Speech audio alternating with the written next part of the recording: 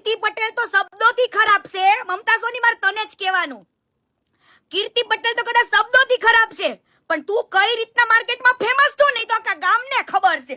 હો ચરિત્રહીન શું તું? આમ જોઈ લે સુરેન્દ્રનગરમાં કેવા ઢુમકા લગાવતી હતી. એક બાજુ પૂર્વ પ્રધાનમંત્રીના નિધનથી રાજકીય શોક જાહેર છે અને બીજી તરફ મમતા સોની પબ્લિક વચ્ચે ઠુમકા લગાવી રહી છે.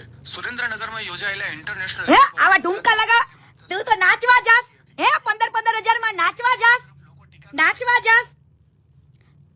તો બેનને મારે ખાલી એટલું કેવું છે કે તમને મારા કન્ટેન્ટથી પ્રોબ્લેમ આવ્યો, મેં તમને ફોલો નતા કર્યા અને તમને ખબર નહીં કોકે કઈ કીધું એટલે અનફોલો કર્યા, પણ તમારા જેવા ઢુમકા અમે ચરિત્રહીન નથી. તમે માર્કેટની અંદર કેવા ફેમસ છો ને 15,000 રૂપિયામાં એ આખા ગામને ખબર છે.